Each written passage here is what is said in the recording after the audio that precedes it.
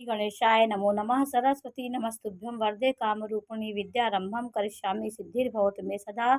शिव शक्ति को कोटि कोटि प्रणाम। मेरे श्रोतागण, मैं आपको नवम भाव के स्वामी का 12 भाव में बैठने का फल क्या होता है इस बारे में मैं जानकारी दे रही हूँ कि मैं आपको काल पुरुष की कुंडली बनाई हूँ।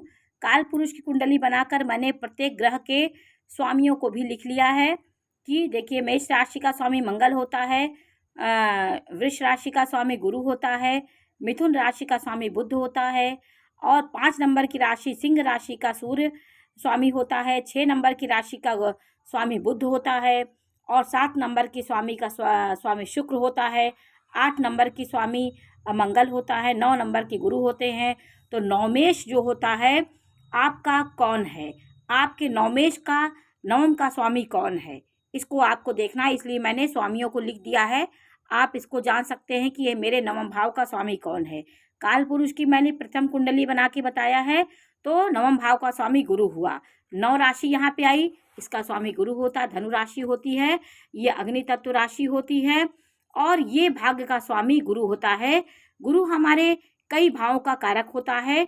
11वें भाव का कारक होता है, 10वें भाव का कारक होता है, 9वें भाव का, दूसरे भाव का, और 5वें भाव का कारक गुरु होता है। तो गुरु का प्रबल होना हमारी कुंडली में बहुत आवश्यक होता है। गुरु हमारा अच्छा है तो हमारे बहुत तरह से हमारे भाग्य की उन्नति होती है, और हमारे भाग्य को चमकने में कोई देर नहीं लगती। हमारा भाग्य अबाध गति से, निर्बाध गति से हमारे भाग्य साथ देता है।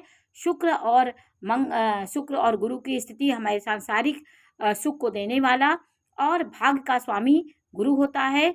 गुरु का प्रत्येक भाव में गोचर होने से क्या फल होता है, यहाँ पे भाग्येश गुरु है, इसलिए नवम भाव में आपका जो भी स्वामी हो उसके अनुसार आप अपने को देखिएगा।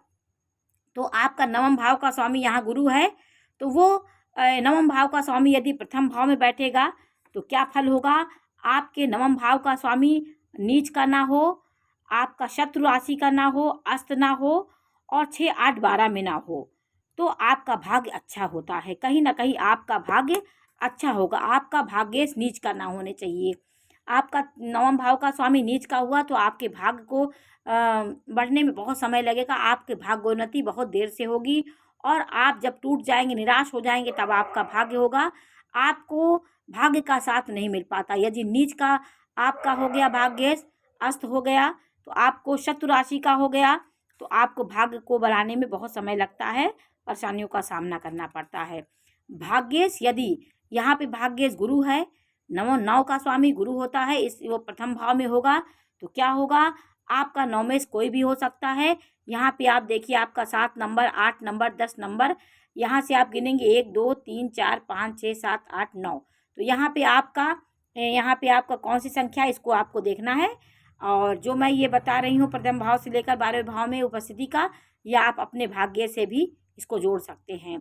भाग्य का स्वामी प्रथम भाव में बैठे तो क्या होता है, प्रथम भाव में भाग्येश बैठेगा तो व्यक्ति भाग्यवान होता है, धार्मिक होगा, रूपवान होगा, पवित्र विचारों वाला होगा, और संस्कारी होगा। सरकारी नौकरी मिलने के चांस होते, क्योंकि प्रथम भाव का कारक सूर्य होता है, और नवम भाव का कारक बृहस्पति होता है।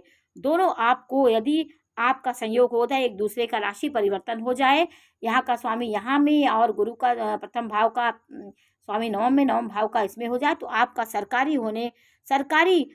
सरकार से आप टच होकर कार्य करने वाले व्यक्ति होंगे। सरकारी नौकरी मिलने के आपके चांस होते हैं। ये उच्च का होना चाहिए, स्वराशि का होना चाहिए, और नीच का ना हो, तब ये बातें आती हैं। प्रथम भाव का कारक सूर्य होता है, इसलिए राज्य से संबंधित कार्य आपको करने पड़ेंगे। प्रथम भाव और नवम भाव में एक दूसरे का राशि परिवर्तन हो जाए तो आपके लिए अति उत्तम योग बनता है। आपको सरकार के से टच होकर के आपके कोई कार्य, संबंधित कार्य आप करेंगे सरकार से टच होकर के। और नवम भाव का स्वामी दूसरे भाव में बैठ जाए तो क्या होता है, दूसरे भाव में शुक्र का ये है, शुक्र का घर है, तो दूसरे भाव में यदि आपका गुरु हो जाए तो आपको धनवान होने से कोई नहीं रोक सकता। आप ज्ञानी होंगे, पंडित होंगे, आपके अंदर ज्ञान की प्राप्त करने की इच्छा, वासना प्रत्येक हर समय बनी रहेगी। धनवान आप होंगे, और आपके रुझान आपके ऐश्वर्य की ओर होगा और संतान आपकी खर्चीली होगी, स्वभाव आपका खर्चीला होगा और आपके जीवन में ज्ञान और ऐश्वर्य दोनों का संयोग होगा, क्योंकि शुक्र का घर है गुरु, इसमें आपको ऐश्वर्य की ओर ले जाता है, भौतिकता की ओर आपको ले जाता है। और भाग्येश का द्वितीय भाव में होने का ये भी मतलब होता है कि आप अपने कुटुंबियों के सहयोग से आप अपनी भाग्य उन्नति करेंगे। आपके खानदान, परिवार, माता पिता, कोई भी आपके परिवार का कोई सदस्य होगा, वो आपके भाग्य उन्नति में सहायक होगा।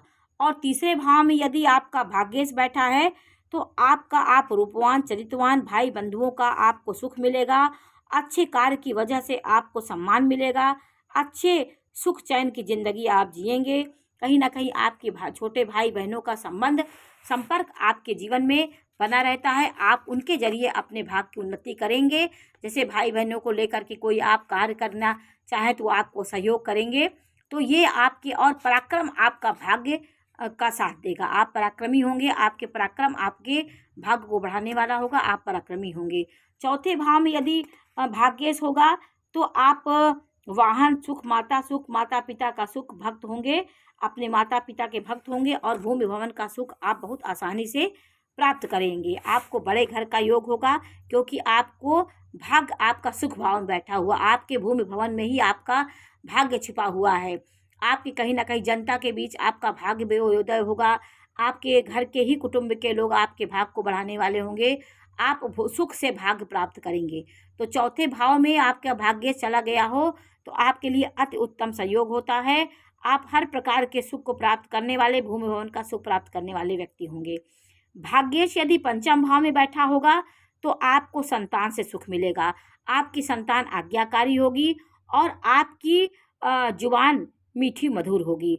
आप बड़ों का सम्मान करने वाले व्यक्ति होंगे, गुरु भक्त होंगे, आपके अंदर पंडिताई के गुण होंगे, अर्थात ज्ञानी होंगे, अपने ज्ञान को बढ़ाने वाले, ज्ञान को हर जगह प्रस्तुत करेंगे, ज्ञान से आपको बहुत सम्मान मिलेगा।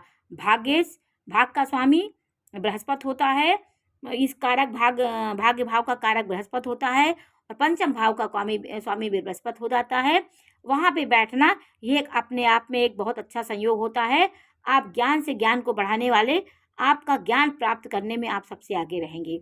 छठवें भाव में यदि भाग का स्वामी बैठेगा तो क्या होगा, आप शत्रुओं से घिरे रहेंगे। आप कोई कार्य करेंगे तो आपके शत्रु सबसे पहले आपके आगे आ जाएंगे। तो आपके भाग्य के आगे बढ़ने में शत्रु आपके सबसे बड़े दुश्मन होते हैं। अंगों में खराबी हो सकती है, आंखों की कमजोरी हो सकती है, आपको मामा का सुख आपको कम मिलेगा। पारिवारिक मामा के, क्योंकि ये सुख भाग अच्छा होगा, अगर आपका छठवें भाव का स्वामी अच्छा होता है तो आपको मामा के घर से, नाना के घर से सहयोग मिलता है। मामा से आपके संबंध अच्छे नहीं होंगे। छठवें भाग्येश बैठा है तो कहीं ना कहीं आपको भाग को बढ़ाने में नाना प्रकार की परेशानियों के साथ आपके भाग्योदय होगा। भाग्योदय पूर्ण रूप से नहीं हो पाता, नाना प्रकार की परेशानियों के बाद आपके भाग्य में उन्नति होती है और आपकी प्रतिस्पर्धा करने वाले लोग आपके साथ खड़े हो जाते हैं। तो नाना प्रकार की परेशानियों के बाद अपने आप भाग्य को बढ़ाने वाले होंगे। और यदि भाग का स्वामी यहाँ पे उच्च का हो, स्वाग्रही हो, तो विपरीत राजयोग का निर्माण होता है, वो आपके भाग्य को बढ़ाने वाला होगा। आप विपरीत परिस्थितियों में अपने भाग्य को बढ़ाने वाले होंगे। सातवें भाव में यदि भाग्येश बैठा हो तो पत्नी का प्यार आपको मिलेगा। पत्नी के आने के बाद आपके जीवन में नया उत्साह होगा और पत्नी के आने के बाद आपके भाग्योदय होगा। गुणवान होते हैं, सम्मानित होते हैं। जातक आपको जीवन में आपकी पत्नी और गुरु ब्राह्मणों के का आप सम्मान करने वाले होते हैं। पत्नी आपके भाग्य को बढ़ाने वाली होती, उनके विवाह के बाद आपका भाग्योन्नति होगी। तो सप्तम भाव में होने से ये होता है कि आपकी पार्टनर आपके साथ सहयोग करके चलने वाली स्त्री होगी। और आपके भाग्य का स्वामी यदि अष्टम भाव में बैठा हो तो जातक भाग्य से हीन होता है, बड़े भाई का सुख उसे नहीं मिल पाता है, नीचता की ओर व्यक्ति अग्रसर होता है, जालसाज, कपटी और गुप्त रूप में छल प्रपंच करने वाला व्यक्ति, स्त्रियों के पीछे भटकने वाला व्यक्ति होता। अष्टम भाव में भाग्य का बैठना अच्छा नहीं होता है। यदि नीच का अस्त हो तो आपका भाग्य अच्छा नहीं होता है। अष्टम भाव में भाग्येश बैठेगा तो आपको कहीं ना कहीं बहुत मुश्किल के बाद आपका भाग्योदय होगा। गुप्त तरीके से आपका भाग्योदय हो सकता है। किसी के पीछे आप भटकने वाले व्यक्ति होंगे, तो ये चीज़ें उच्च का हो, शुभ ग्रह की दृष्टि हो तो इसमें थोड़ा सा परिवर्तन होता है। उन गुरु की दृष्टि हो, अच्छे ग्रहों की दृष्टि आपके भाग्य को बढ़ा सकती है। नवम भाव का स्वामी नवम भाव में बैठा हो तो ये बहुत अच्छी बात है, बहुत अच्छा संयोग होता है, आप भाग्यवान होते हैं। भाग्य के बल पे आप सब कुछ पाने वाले व्यक्ति होते हैं। नसीब आपका धनी होता है, हर कदम में भाग आपका साथ देगा, सुख को आसानी से प्राप्त करने वाले होते हैं। आपका भाग्य आगे चलता है, फिर आपका कर्म चलता है। तो नवम भाव का स्वामी नवम बैठा तो आप भाग्य से बहुत मजबूत व्यक्ति होंगे। और भाग का स्वामी दसम भाव में बैठा है तो ये आप में एक प्रकार का राजा के समान आपका जीवन होगा। एक आप ऑफिसर बनेंगे, सरकारी नौकरी, पवित्र माता पिता पवित्र होंगे, माता पिता से प्रेम करने वाले होंगे और आपके अंदर सबके प्रति करुणा प्रेम भरा होगा। भाग का स्वामी यदि दसम भाव में बैठा है तो दोनों बली भाव होते हैं। नवम का स्वामी दसम बैठा हो तो आप जिस भी क्षेत्र में रहेंगे वहाँ शीर्ष पे आप पहुँचेंगे। और नवम का स्वामी यदि 11वें भाव में बैठा हो तो व्यक्ति को लाभ भाव होता है, आपको प्रतिदिन लाभ मिलता रहेगा। ऊंचे पद पे आप आसानी से लाभ प्राप्त करेंगे और अग्रसर होते जाएंगे। आपको हर स्थान पे लाभ मिलने की संभावना होगी और आप अपने बड़े भाइयों के सहयोग से अपने बाग को बढ़ा सकते हैं, आगे बढ़ाने वाले व्यक्ति होंगे। 12वें भाव में यदि भाग का स्वामी होगा तो आपको जातक भाग्य की हानि होगी। शुभ कार्यों में आपका पैसा व्यय होगा, निर्धनता का सामना करना पड़ता है आपको। कपटी छल करने वाले व्यक्ति आपके जीवन में प्रवेश कर जाते हैं। तो 12वें भाव में आपका भाग्येश होना तो भाग्य का आपका अच्छा नहीं होगा। भाग्य कहीं ना कहीं आपको नाना प्रकार की परेशानियों के बाद आप उन्नति कर लेंगे। 12, 6, 8, 12 में भाग का स्वामी बैठेगा, अगर नीच का अस्त हो तो आप भाग्य के मामले में बहुत कमजोर होंगे।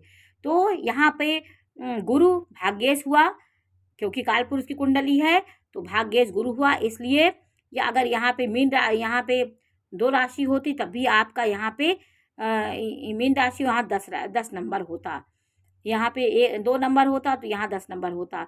तो भाग्येश आपका 2 होता, 2, 3, 4, 5, 6, 7, 8, 9, 10 आपका भाग्येश शनि होता।